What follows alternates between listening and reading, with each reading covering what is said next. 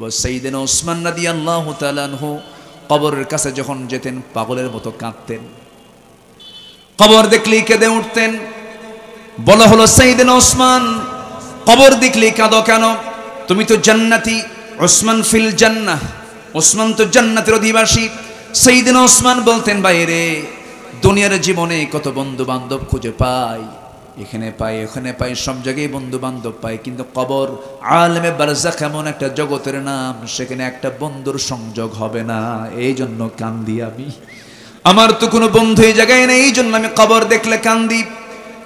সাইয়েদনা আবু বকর সিদ্দিক রাদিয়াল্লাহু আনহু মাঝে মাঝে আফসোস করে বলতেন, আল্লাহ, আমি যদি মানুষ না হয়ে যদি পাখি হয়ে জন্মগ্রহণ করতাম, আমি যদি পাখি হয়ে দুনিয়াতে আসতাম, আমার কোনো হিসাব দেওয়া লাগতো না। আমি মানুষ হয়েছে, আমি কেমন করে জবাবটা দেব? আমার নবীর যখন ইন্তেকাল হচ্ছিল, নবীজির সর্বশেষ আয়াত যখন নবীর কাছে নাজিল হলো, আমার নবীজি বিদায় হজের ভাষণ দিচ্ছিলেন, এমন সময় একটা আয়াত নাজিল হলো, আল ইয়াউমা আকমালতু লাকুম দীনাকুম ওয়া আতমামতু আলাইকুম নি'মাতি ওয়া রাদিতু লাকুমুল ইসলাম দীনা। এই দিনের পরিপূর্ণতার আয়াত যখন নাজিল হলো, আল্লাহর সন্তুষ্টিমূলক আয়াত যখন নাজিল হলো, সাহাবে কেরামের উপর আল্লাহ রাজি হয়ে গেছেন, সব সাহাবীরা আনন্দ উল্লাস করতেছেন।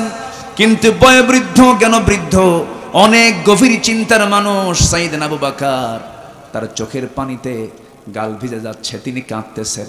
বলা হলো, আবু বকর কান্দো কেন? আমাদের তো আনন্দের সংবাদ আল্লাহ দিয়েছেন, আমাদের প্রতি রাজি হয়ে গেছেন। তিনি বলছেন, শোনো, আমি কাঁদতেছি অন্য কিছুর জন্য নয়। কেন কান্দেন আপনি? কান্নার তো কারণ না। তিনি বলছেন, কান্নার হেতু হলো, যেহেতু দিন পরিপূর্ণ হয়ে গেছে, আমার নবীজি আর দুনিয়াতে বাঁচবেন না, এই জন্য নবীর প্রেমে আমি কান্দি। জোরে কোন সুবহানাল্লাহ। নবীজি মারা যাবেন, নবীজি থাকবেন না। এই ধরেন পিছনের বিল্ডিংটা হয়েছে মাদ্রাসার, এই স্থাপনা বিল্ডিংটা হলো, ইঞ্জিনিয়ার আসলো, ইঞ্জিনিয়ার যেদিন দেখবেন এই বিল্ডিং এর রংটা শেষ হয়ে গেছে, এরপরে কি ইঞ্জিনিয়ার এখানে আসার কি দরকার আছে নাকি? বলেন, নাই। এই দুনিয়াতে রাসূল এসেছেন দিনকে পরিপূর্ণ বাস্তবায়ন করার জন্য, প্রতিষ্ঠা করার জন্য। আয়াত যখন নাজিল হয়ে গেছে, সবার মুখে আনন্দ। আমার আবু বকর, রাসূলের প্রিয় সাহাবী সাইয়েদনা আবু বকর কাঁদতেছেন। কান্নার কারণ হলো, সব তো পরিপূর্ণ হয়ে গেল, আমার নবী আর দুনিয়াতে আর থাকবেন না, মরে যাবেন, আমি কি একা থাকবো কেমনে? আল্লাহু আকবার বলেন। আমার বন্ধুগণ, কি তাকওয়া তাদের মধ্যে ছিল, কি ফিলিংস তাদের মধ্যে ছিল, কি অনুভূতি তাদের মধ্যে ছিল, সব আমরা দুনিয়া থেকে বিদায় নিয়ে নেব। আমার বন্ধুগণ, আমার নবীজির চোখের সামনে হঠাৎ করে একদিন আম্মাজান খাদিজা বলছেন, ইয়া রাসূলুল্লাহি, আমার শরীরটা ভালো যাচ্ছে না, মনে হয় মরে যাব আমি, মনে হয় বাঁচবো না আমি মনে হয় দুনিয়া থেকে বিদায় নিয়ে নিচ্ছি। রাসূল বললেন, 3 দিন আগে আমার চাচা আবু তালেব কি বিদায় জানালাম, তুমি আবার অসুস্থ হয়ে পড়েছো, কি হয়েছে তোমার বলো? তিনি বলছেন, ইয়া রাসূলুল্লাহি, আমার মন বলছে আমি বাঁচবো না, দুনিয়া থেকে বিদায় নিয়ে নেব। আপনি আমাকে বেয়াদবিগুলো মাফ করে দিয়েন, কোনো যদি ভুল করে থাকি। আর আমি আপনার কাছে আজকে কয়েকটা জিনিস চাবো। রাসূল বলছেন, খাদিজা, তুমি তো চাও না, তুমি তো আমার কাছে কোনোদিন কিছু বলো না, আজকে আমি দারুণ খুশি হলাম তুমি যে আমার কাছে চাচ্ছ, কি চাও বলো? তিনি বলছেন, দুনিয়ার কিছু চাবো না, আমি আপনার কাছে কবরের জিন্দেগিতে কিছু চাবো। কি? আমার আমল তেমন ভালো না, আমার মনে হয় এই ভাঙ্গাচুরা আমল নিয়ে, তাকওয়া নিয়ে মনে হয় আমি আল্লাহর সামনে দাঁড়াতে পারবো না। যখন দুজন ফেরেশতা এসে প্রশ্ন করবে, তাহুমালাকান আসওয়াদান আরজাকান, দুজন ফেরেশতা এসে যখন প্রশ্ন করবে, আমার মনে হয় প্রশ্নের জবাব দিতে পারবো না। দয়া করে আমার মৃত্যুর পরে আপনি আমার লাশটা নিজের পিঠে বহন করে নিয়া, কবরের শোয়া দিয়া, চেহারা কিবলামুখী করে দিয়া, আপনি কবরে দাঁড়ায় থেকে আপনি 3টা প্রশ্নের জবাব আপনি আমার হইয়া দিয়ে দিবেন। আমার নবীজি কথাগুলো শুনলেন, নবীজি কথাগুলো শুনে বলছেন, খাদিজা রে, তুমি আজকে আমার জন্য আমার কাছে যা চা, তুমি আমার কাছে চাইলে, ওসিয়ত করলে সব অক্ষরে অক্ষরে পূরণ করব। খাদিজার ইন্তেকাল হয়ে গেল, তার লাশ নিজের পিঠে বহন করে মুআল্লা কবরস্থানে নিয়ে চলে গেলেন। মক্কায় তার কবর হয়েছে, যারা চলে গেছেন মক্কায় তারা দেখতে পেয়েছেন।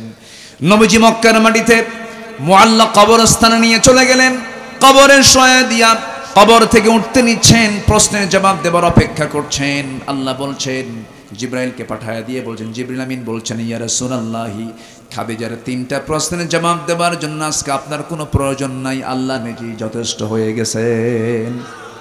জোরে বলি সুবহানাল্লাহ, আরো জোরে বলি সুবহানাল্লাহ। কি ভয় তাদের ছিল? আল্লাহর ভয়। এটাই হলো তাকওয়া। এটার নাম কি? তাকওয়া।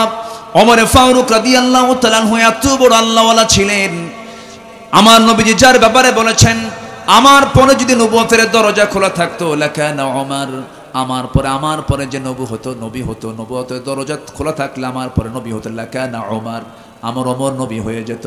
তার সামনে একদিন একজন সাহাবী অহংকারের একটা হাদিস বলছিলেন, মিসকাল হাব্বাতিন মিন কিবার, যে বান্দার মধ্যে যাররা পরিমাণ অহংকার থাকবে সে ব্যক্তি জান্নাত পাবে না। যাররা পরিমাণ অহংকার মানে যে অহংকার দেখা যায় না, এমন জাতীয় অহংকার যার মধ্যে থাকবে সে জান্নাতের গন্ধ পাবে না। এই কথা শোনা মাত্রই তিনি বসেছিলেন, বসা থেকে তিনি উঠে গিয়ে ধুলায় মলিন জমিনে তিনি লুটিয়ে পড়লেন।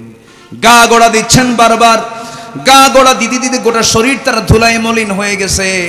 বলা হলো ওমর এমন পাগলামি করতেছে কেন? তিনি বলছেন শোনো, ওমর তো অহংকারী হয়ে গেছে, ওমরকে মানুষ বাদশা বলে, ওমরকে মানুষ রাজা বলে। এই অহংকার ছুটানোর জন্য আমার গায়ে আমি ধুলা লাগাচ্ছি। এরপরে তিনি অসহায়ের মতো দুটো হাত তুলে আকাশের দিকে তাকায় তাকায় বলছেন, আকাশের মালিক আল্লাহ, আমার তো মন বলছে আমি তো জান্নাত পাবো না।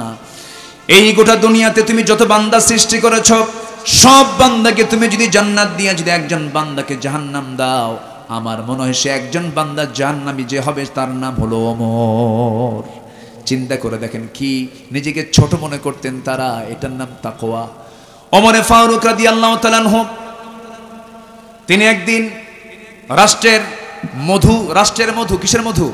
রাষ্ট্র থেকে মধু পেয়েছেন, এক বোতল মধু পেয়েছেন। এক বোতল মধু নিয়ে তিনি চলে আসলেন বাড়িতে সেই এই বোতলের মধ্যে পাঁচটা বাড়ির মধু আছে, 5টা ভাগ তার, সেই মধুর বোতলের মধ্যে 5টা ভাগ করতে হবে। বউকে বললেন, বউ আমার শোনো, এই যে মধুর বোতল তোমাকে দিলাম, সুন্দর করে 5টা ভাগে ভাগ করবা, একটা ভাগ আমরা নেব আর বাকি 4 ভাগ প্রতিবেশীর কাছে দিয়ে দিবা।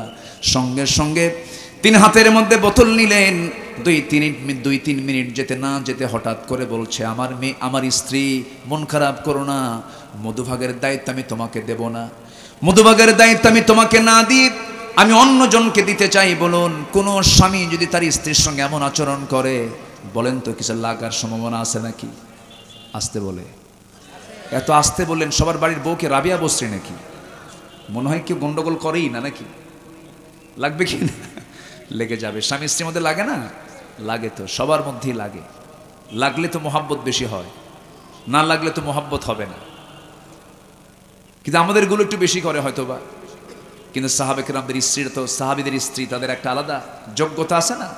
অবশ্যই তো আছে, তবে লাগবেই, এটা স্বাভাবিক। আমার নবীজির সামনে একদিন আম্মা জান আয়েশা সিদ্দিকা রাদিয়াল্লাহু আনহা তার আরেক স্ত্রীর ব্যাপারে বলছেন, সাফিয়া তো খাটো। আমার নবীর এক স্ত্রী ছিলেন সাফিয়া, বললেন যে ও তো খাটো। আমার নবীজি শুধু বললেন, তুমি যে কথাটা বললে, এই কথা যদি দরিয়ায় ছেড়ে দেওয়া হতো, লামাজাজাতহু, দরিয়ার সমস্ত পানি বিবর্ণ হয়ে যেত, গন্ধ হয়ে যেত। শুধু বলেছেন কি বলেছেন? খাটো। আমরা কি শুধু এতটুকু কই? আসতে কয়, শুধু কি আমরা এতটুকু কই? কত কি বলি।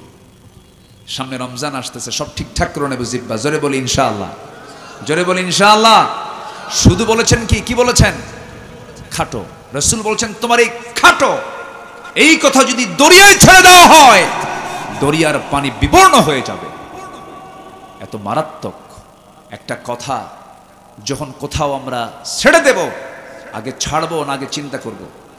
বলেন, আগে ছাড়বো না চিন্তা করব? চিন্তা না করে যারা কথা ছাড়বে, আল্লাহ পাক তাদেরকে লাগাম টেনে ধরবেন। আল্লাযীনা হুম আনিল লাগবি মুরিদুন, ধরে ফেলবেন। আমার নবীজি খুব সাবধান থাকতেন গীবতের ব্যাপারে।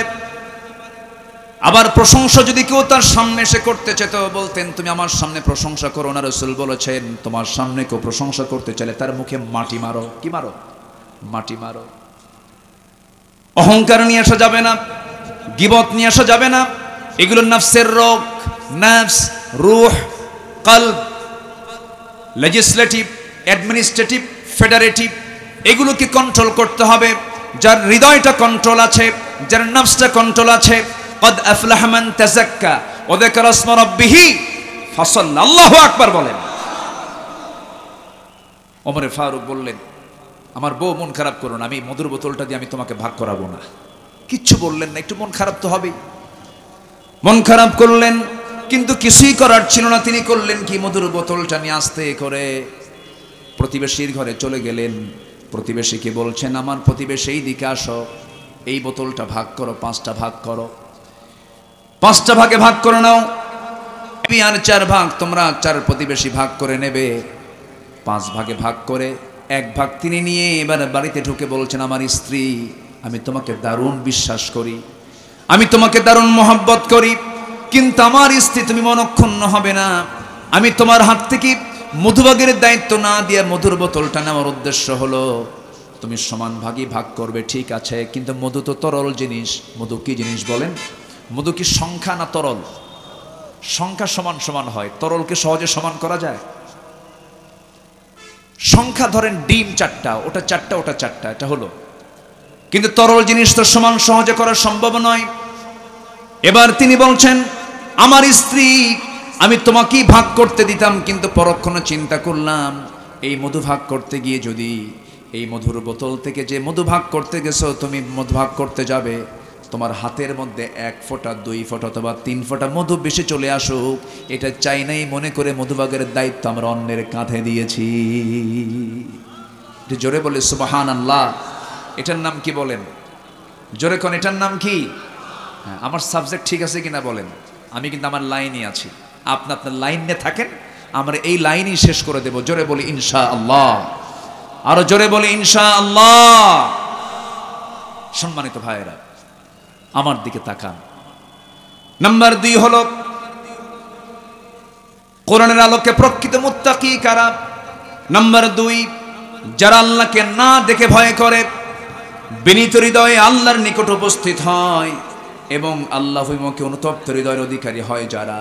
ওয়া উজলিফাতিল জান্নাতু লিল মুত্তাকিন গায়রা বাঈদিন হাযা মা তুআদুনা লিকুল্লি আওয়াবিন হাফিজ من خشي الرحمن بالغيب وجاء بقلب منيب। জোরে বলুন আল্লাহু আকবার। সূরা কফ 31 থেকে 33 আল্লাহ রাব্বুল আলামিন এখানে মুত্তাকির আরেকটা পরিচয় সুন্দর করে দিয়েছেন, যারা বিনীত হয়ে আল্লাহর কাছে উপস্থিত হয়ে আল্লাহর ভয় করে, আল্লাহকে না দেখে যারা আল্লাহর ভয় করে, এরা হচ্ছে প্রকৃত মুত্তাকি। নাম্বার 3 হলো আল্লাহ রাব্বুল আলামিন বলছেন কারা মুত্তাকি, যারা ঈমান আনয়নকারী, সালাত কায়েমকারী, যাকাত আদায়কারী। আল্লাহ রাব্বুল আলামিন তাদের ব্যাপারে সূরা বাকারার 177 নম্বর আয়াতে লম্বা একটা আয়াত দিয়েছেন, যারা পারেন ঠোঁট মিলে আমার সঙ্গে বলুন, লাইসাল বিররা আন তুওয়াল্লু ফুজুহাকুম কিবালাল মাশরিকি ওয়াল মাগরিবি ওয়ালাকিন্নাল বিররা মান آمن بالله واليوم الآخر والملائكة والكتاب والنبيين وآتى المال على حبه ذوي القربى واليتامى والمساكين وابن السبيل والسائلين وفي الرقاب وأقام الصلاة وآتى الزكاة والموفون بعهدهم إذا عاهدوا والصابرين في البأساء والضراء وحين البأس أولئك الذين صدقوا وأولئك هم المتقون। জোরে বলুন আল্লাহু আকবার। আল্লাহ কত সুন্দর করে নিজে এক্সপ্লেন করলেন, নিজেই তাফসীর করলেন, নিজেই ব্যাখ্যা করলেন, নিজেই সুন্দর করে ডিসক্রিপশন দিয়ে বলতেছেন মুত্তাকি কারা তোমরা জেনে নাও। প্রকৃত মুত্তাকি শুধু কেবলামুখী হয়ে কয়টা সেজদা দিলে মুত্তাকি হওয়া যায় না। মুত্তাকি হওয়ার জন্য 7টা গুণ লাগে। কয়টা গুণ লাগে বলেন? 1 নম্বর হলো ঈমান আনা। কি আনা বলেন? ঈমান আনা। নাম্বার 2 হলো প্রিয় সম্পদ আল্লাহর পথে খরচ করা। নাম্বার 3 হলো নামাজকে কায়েম করা। নাম্বার 4 হলো যাকাতকে আদায় করা।